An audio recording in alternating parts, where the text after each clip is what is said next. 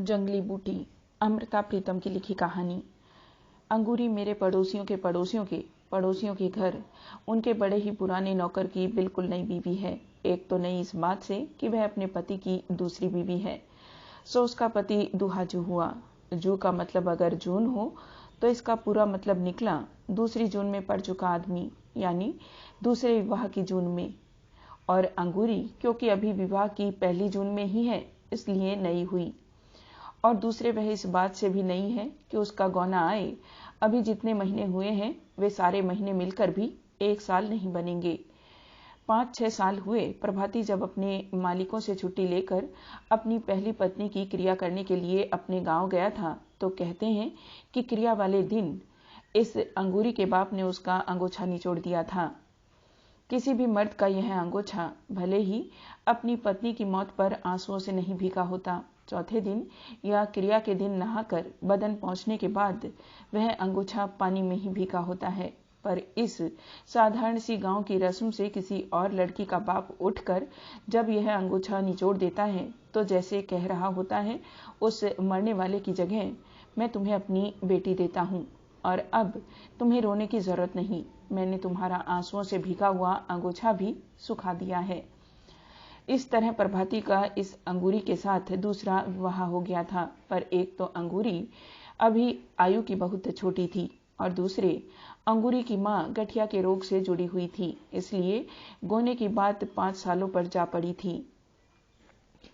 फिर एक एक कर 5 साल भी निकल गए थे और इस साल जब प्रभाती अपने मालिकों से छुट्टी लेकर अपने गांव गौना लेने गया था तो अपने मालिकों को पहले ही कह गया था कि या तो वह अपनी बहू को भी साथ लाएगा और शहर में अपने साथ रखेगा और या फिर वह भी गांव से नहीं लौटेगा। मालिक पहले तो दलील करने लगे थे कि एक प्रभाती की जगह अपनी रसोई में से वे 2 जनों की रोटी नहीं देना चाहते थे। पर जब प्रभाती ने यह बात कही कि वह कोठरी के पीछे वाली कच्ची जगह को पोतकर अपना अलग चूल्हा बनाएगी, अपना पकाएगी, अपना खाएगी, तो उसके मालिक यह बात मान गए थे। सो अंगूरी शहर आ गई थी। चाहे अंगूरी ने शहर आकर कुछ दिन मोहल्ले के मर्दों से तो क्या औरतों से भी घूंघट न उठाया था, पर फिर धीरे धीरे उसका घूंघट झीना हो गया था। वह पैरों में चांदी की झांझरें पहनकर उनक छनक करती मोहल्ले की रौनक बन गई थी। एक झांझर उसके पैरों में होती, एक उसकी हंसी में। चाहे वह दिन का अधिकतर हिस्सा अपनी कोठरी में ही रहती थी, पर जब भी बाहर निकलती एक रौनक उसके पांव के साथ साथ चलती थी। यह क्या पहना है अंगूरी? यह तो मेरे पैरों की छैल चूड़ी है, और यह उंगलियों में, यह तो बिछुआ है, और यह बाहों में, यह तो पछेला है, और माथे पर आलीबंद कहते हैं इसे। आज तुमने कमर में कुछ नहीं पहना? तगड़ी बहुत भारी लगती है, कल को पहनूंगी। आज तो मैंने तौक भी नहीं पहना, उसका टांका टूट गया है। कल शहर में जाऊंगी, टांका भी कटवाऊंगी और नाक की कील भी लाऊंगी।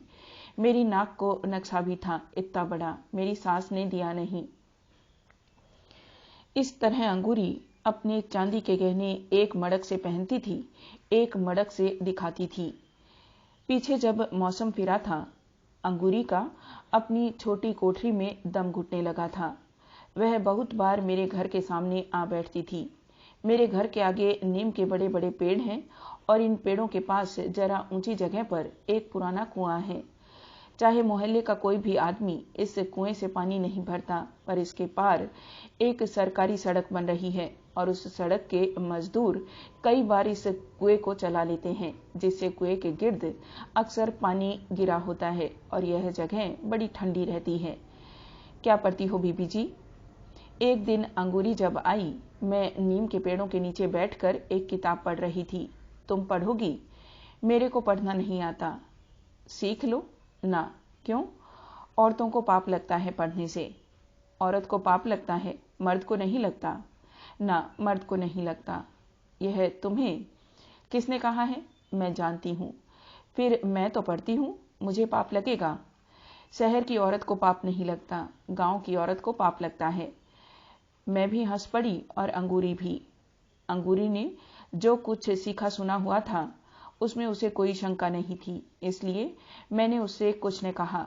वह अगर हंसती खेलती अपनी जिंदगी के दायरे में सुखी रह सकती थी तो उसके लिए यही ठीक था। वैसे मैं अंगूरी के मुंह की ओर ध्यान लगाकर देखती रही। गहरे सांवले रंग में उसके बदन का मांस गुथा हुआ था।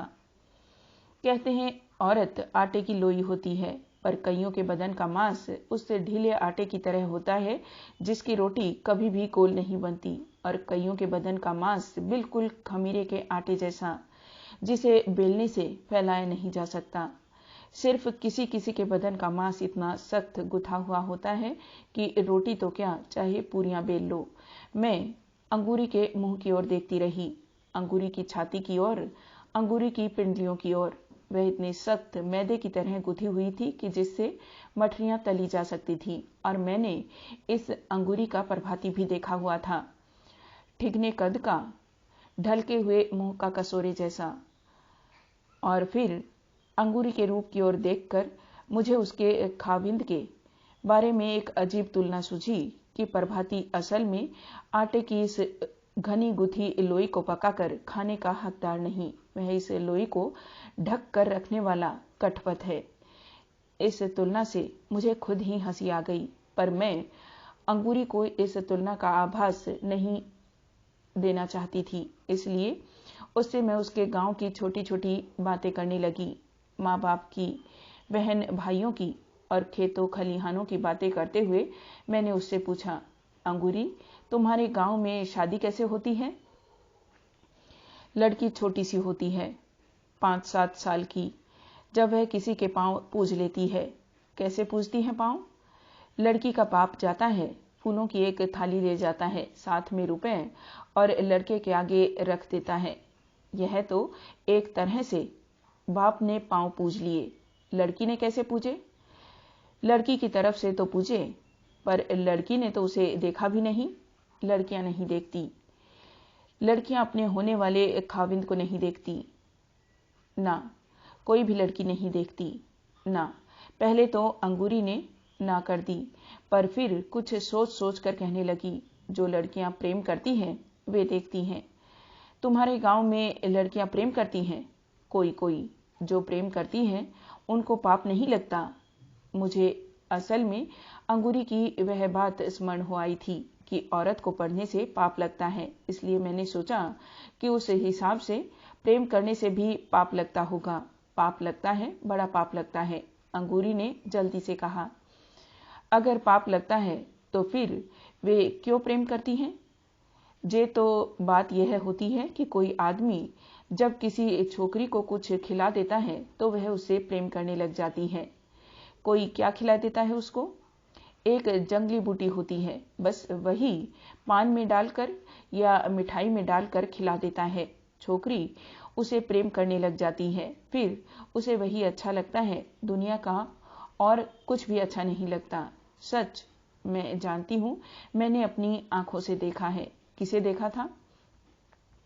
मेरी एक सखी थी, इतनी बड़ी थी मेरे से। फिर क्या? वह तो पागल हो गई, उसके पीछे शहर चली गई उसके साथ। यह तुम्हें कैसे मालूम है कि तेरी सखी को उसने बूटी खिलाई थी? बर्फी में डालकर खिलाई थी, और नहीं तो क्या। वह ऐसे ही अपने माँ बाप को छोड़कर चली जाती। वह उसको बहुत चीजें लाकर देता था, शहर से धोती लाता था, चूड़ियां भी लाता था, शीशे की और मोतियों की माला भी। ये तो चीजें हुई ना, पर यह तुम्हें कैसे मालूम हुआ कि उसने जंगली बूटी खाई थी? नहीं खिलाई थी तो फिर वह उसको प्रेम क्यों करने लग गई? प्रेम तो यूं भी हो जाता है। नहीं, ऐसे नहीं होता। जिससे माँ बाप बुरा मान जाए, भला उससे प्रेम कैसे हो सकता है? तूने वह जंगली बूटी देखी है? मैंने नहीं देखी। वे तो बड़ी दूर से लाते हैं, फिर छुपाकर मिठाई में झा देते हैं या पान में डाल कर देते हैं। मेरी माँ ने तो पहले ही बता दिया था कि किसी के हाथ से मिठाई नहीं खाना। तूने बहुत अच्छा किया कि किसी के हाथ से मिठाई नहीं खाई, पर तेरी उस सखी ने कैसे खा ली? अपना किया पाएगी कहने को तो अंगूरी ने कह दिया, पर फिर शायद उसे सहेली पर स्नेह आ गया या तरस आ गया। दुखे हुए मन से कहने लगी, बावरी हो गई थी बेचारी, बालों में कंघी भी नहीं लगाती थी, रात को उठ उठ कर गाने गाती थी। क्या गाती थी? पता नहीं क्या गाती थी। जो कोई बूटी खा लेती है बहुत गाती है, रोती भी बहुत है। बात गाने से रोने पर आ पहुंची थी, इसलिए मैंने अंगूरी से और कुछ न पूछा। और अब बड़े थोड़े ही दिनों की बात है, एक दिन अंगूरी नीम के पेड़ के नीचे चुपचाप मेरे पास आ खड़ी हुई। पहले जब अंगूरी आया करती थी तो छन छन करती 20 गज दूर से ही उसके आने की आवाज सुनाई दे जाती थी, पर आज उसके पैरों की झांझरें पता नहीं कहाँ खो गई थी। मैंने किताब से सिर उठाया और पूछा, क्या बात है अंगूरी? अंगूरी पहले कितनी ही देर मेरी ओर देखती रही, फिर धीरे से कहने लगी, बीबी जी, मुझे पढ़ना सिखा दो। क्या हुआ अंगूरी? मेरा नाम लिखना सिखा दो। किसी को खत लिखोगी? अंगूरी ने उत्तर न दिया, एक टक मेरे मुंह की ओर देखती रही। पाप नहीं लगेगा पढ़ने से? मैंने फिर पूछा। अंगूरी ने फिर भी जवाब न दिया और एक टक सामने आसमान की ओर देखने लगी। यह दोपहर की बात थी। मैं अंगूरी को नीम के पेड़ के नीचे बैठी छोड़कर अंदर आ गई थी। शाम को फिर कहीं मैं बाहर निकली तो देखा अंगूरी अब भी नीम के पेड़ के नीचे बैठी हुई थी। बड़ी सिमटी हुई थी, शायद इसलिए कि शाम की ठंडी हवा देह में थोड़ी थोड़ी कपकपी छेड़ रही थी। मैं अंगूरी की पीठ की ओर थी। अंगूरी के होठों पर एक गीत था, पर बिल्कुल सिसकी जैसा। मेरी मुंदरी में लागो नगिनवा, हो बैरी कैसे कादू जो बनवा। अंगूरी ने मेरे पैरों की आहट सुन ली, मुंह फेर देखा और फिर अपने गीत को अपने होठों में समेट लिया। तू तो बहुत अच्छा गाती है अंगूरी। सामने दिखाई दे रहा था कि अंगूरी ने अपनी आंखों में कांपते आंसू रोक लिए और उनकी जगह अपने होठों पर एक कांपती हंसी रख दी। मुझे गाना नहीं आता है, यह तो तेरी सखी गाती थी, उसी से सुना था। फिर मुझे भी तो सुनाओ। ऐसे ही गिनती है बरस की। 4 महीने ठंडी होती है, 4 महीने गर्मी और 4 महीने बरखा। ऐसे नहीं गा के सुनाओ। अंगूरी ने गाया तो नहीं, पर 12 महीनों को ऐसे गिना दिया जैसे यह सारा हिसाब वह अपनी अंगुलियों पर कर रही हो। 4 महीने राजा ठंडी होवत है, थर थर कापे कलेजवा।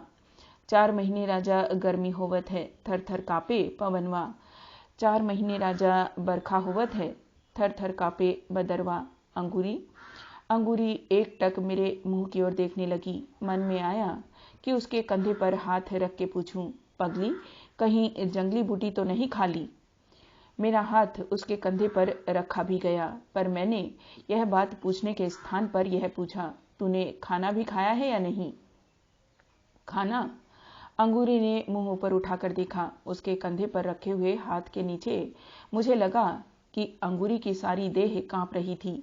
जाने अभी अभी उसने जो गीत गाया था, बरखा के मौसम में कांपने वाले बादलों का, गर्मी के मौसम में कांपने वाली हवा का और सर्दी के मौसम में कांपने वाले कलेजे का, उस गीत का सारा कंपन अंगूरी की देह में समाया हुआ था। यह मुझे मालूम था कि अंगूरी अपनी रोटी का खुद ही आहार करती है। प्रभाती मालिकों की रोटी बनाता था और मालिकों के घर से ही खाता था, इसलिए अंगूरी को उसकी रोटी का आहार नहीं था। इसलिए मैंने फिर कहा, तूने आज रोटी बनाई है या नहीं? अभी नहीं। सवेरे बनाई थी। चाय पी थी? चाय? आज तो दूध ही नहीं था। आज दूध क्यों नहीं लिया था? वह तो मैं लेती नहीं। वह तो तू रोज चाय नहीं पीती? पीती हूँ। फिर आज क्या हुआ? दूध तो वह रामतारा हमारे मोहल्ले का चौकीदार है, सबका साझा चौकीदार, सारी रात पहरा देता है। वह सबेर सार खूब उनीदा होता है। मुझे याद आया कि जब अंगूरी नहीं आई थी, वह सवेरे ही हमारे घरों से चाय का गिलास मांगा करता था, कभी किसी के घर से और कभी किसी के घर से, और चाय पीकर वह कुएं के पास खाट डालकर सो जाता था। और अब जब से अंगूरी आई थी, वह सवेरे ही किसी ग्वाले से दूध ले आता था, अंगूरी के चूल्हे पर चाय का पतीला चढ़ाता था और अंगूरी, प्रभाती और रामतारा तीनों चूल्हे के गिर्द बैठकर चाय पीते थे और साथ ही मुझे याद आया कि रामतारा पिछले 3 दिनों से छुट्टी लेकर अपने गांव गया हुआ था। मुझे दुखी हुई हंसी आई और मैंने कहा, और अंगूरी, तुमने 3 दिन से चाय नहीं पी? ना। अंगूरी ने जुबान से कुछ न कहकर केवल सिर हिला दिया। रोटी भी नहीं खाई? अंगूरी से बोला न गया। लग रहा था कि अगर अंगूरी ने रोटी खाई भी होगी तो न खाने जैसी ही। रामतारे की सारी आकृति मेरे सामने आ गई। बड़े फुर्तीले हाथ पांव, इकहरा बदन, जिसके पास हल्का हल्का हंसती हुई और शर्माती आंखें थी और जिसकी जुबान के पास बात करने का एक खास सलीका था। अंगूरी जी, कहीं जंगली बूटी तो नहीं खा ली तूने? अंगूरी के मुंह पर आंसू बह निकले। इन आंसुओं ने बह बह कर अंगूरी की लटों को भिगो दिया और फिर इन आंसुओं ने बह बह कर उसके होठों को भिगो दिया। अंगूरी के मुंह से निकलते अक्षर भी गीले थे। मुझे कसम लागे जो मैंने उसके हाथ से कभी मिठाई खाई हो। मैंने पान भी कभी नहीं खाया, सिर्फ चाय, जाने उसने चाय में ही। और आगे अंगूरी की सारी आवाज उसके आंसुओं में डूब गई।